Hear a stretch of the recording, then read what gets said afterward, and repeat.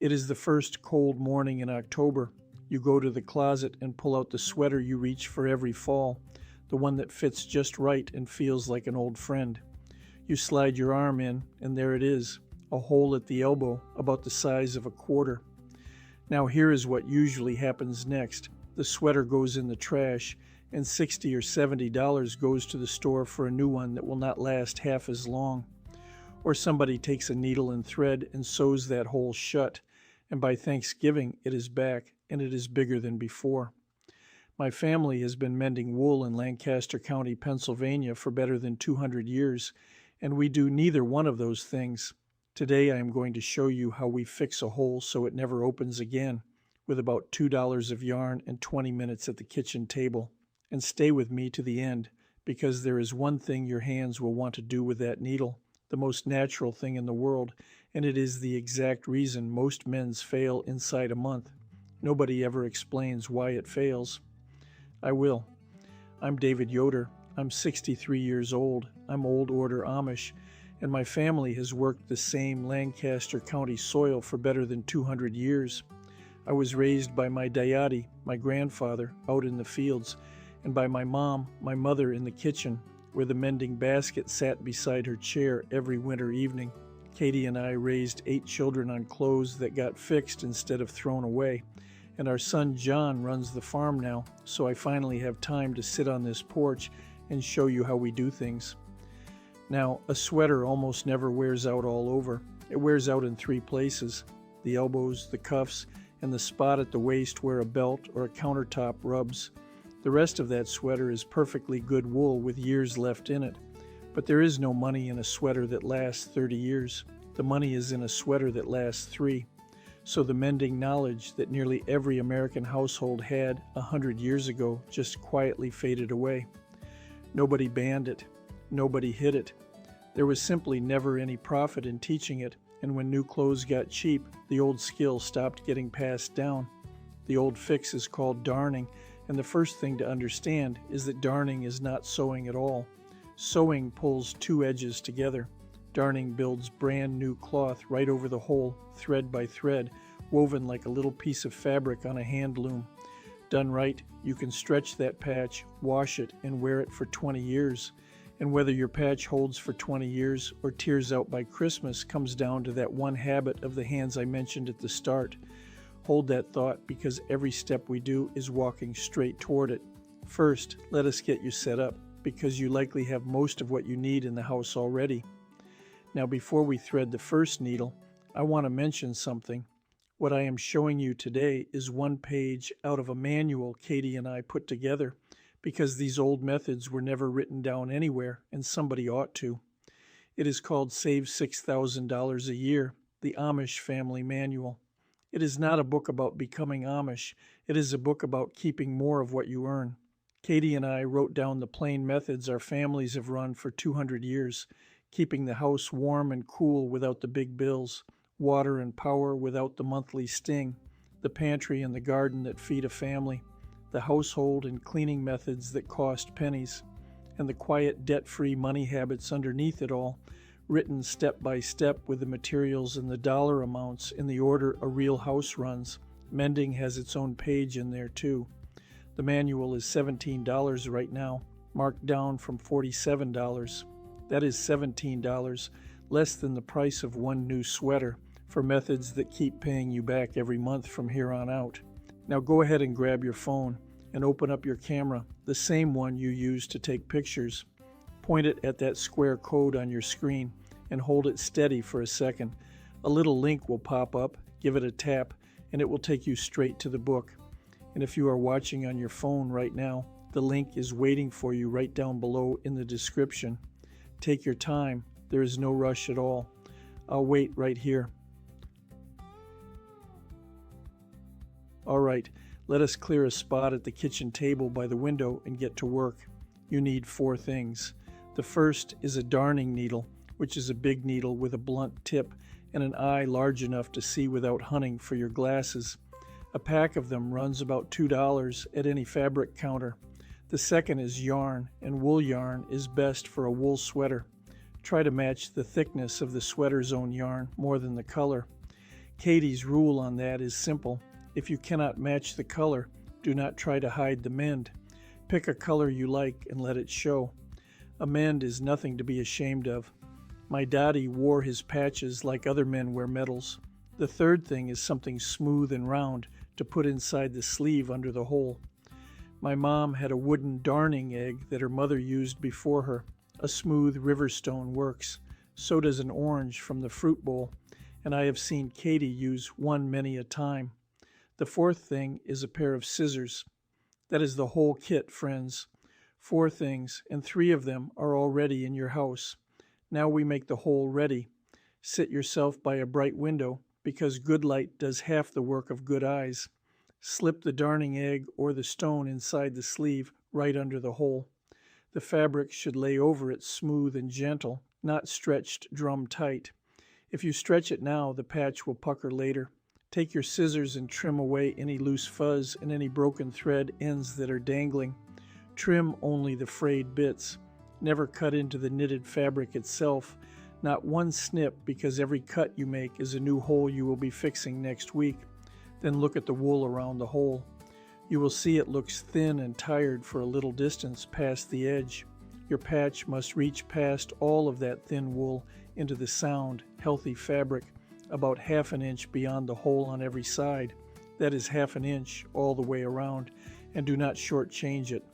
A patch anchored in weak wool is a fence post set in mud. And remember what I told you at the start about the needle.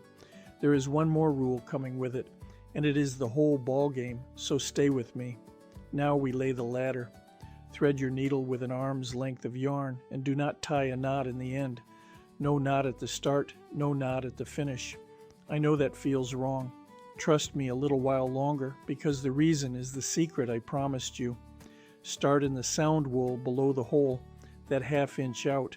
Take 3 or 4 small running stitches to anchor the yarn and leave a tail of a few inches hanging loose. Now bring the needle up and carry the yarn straight over the hole, top to bottom. Catch a stitch in the sound wool above the hole. Come back down alongside the first thread. Keep laying these long threads side by side right across the open hole, spaced about as close as the teeth on a comb. Lay them until the whole hole and the thin wool around it is covered in these straight threads.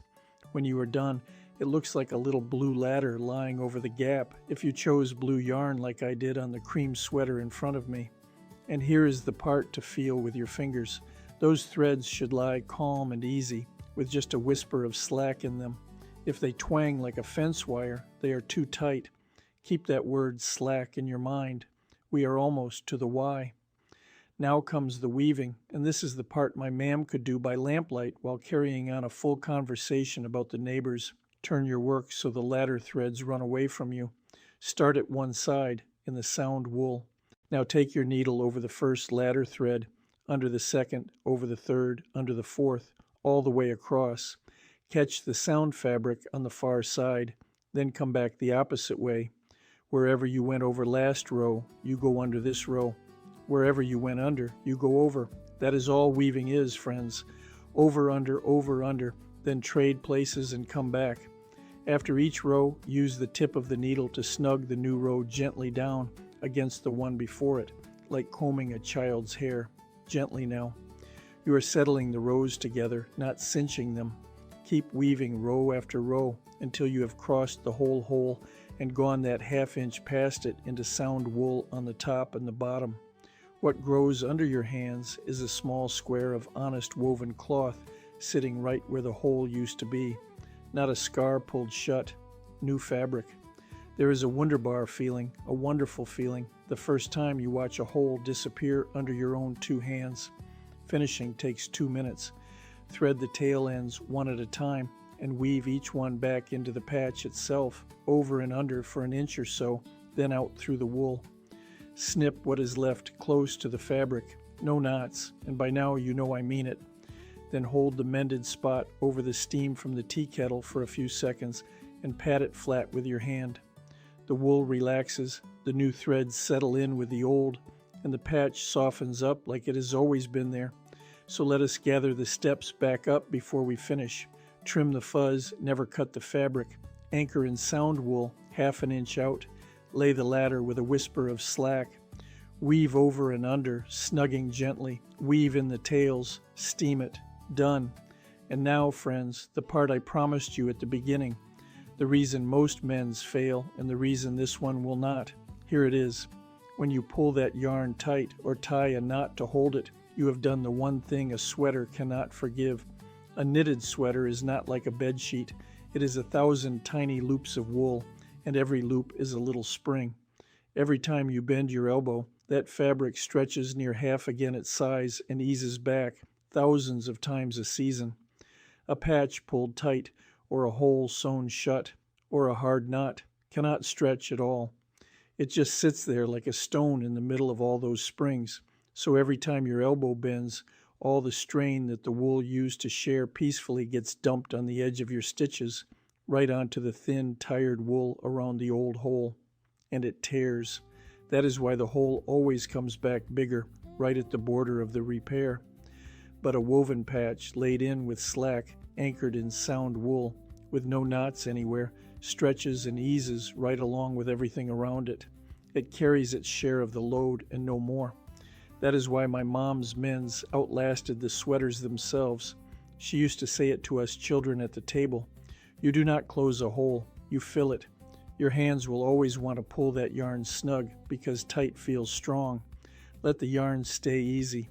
Easy is what lasts. Fancy breaks, simple lasts.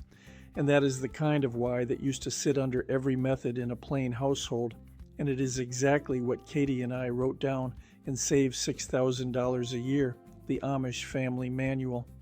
The sweater you nearly threw out this morning just got 10 more years for $2 of yarn. And the manual is full of fixes and habits that work the same way. The heat, the water, the pantry, the garden, the household, all written out plain with the materials and the dollar amounts, up to $6,000 a year, staying in a regular family's pocket. It is $17 right now, down from $47, and it would be an honor to have it sitting in your kitchen.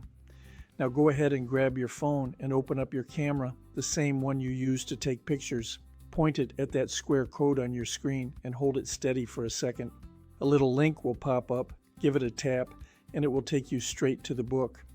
And if you are watching on your phone right now, the link is waiting for you right down below in the description. Take your time. There is no rush at all. I'll wait right here. So there it is. Lay your ladder, weave your rows, leave your slack, and never tie a knot. Tell me in the comments, did your grandparents do it this way too? I'd surely like to hear it. I read every single one. And next time, I am going to show you what Katie adds to her wash water for about a nickel a load that keeps wool socks from ever wearing thin in the heel in the first place. That's how we've always done it, friends. Live plain, live well, and God bless you now.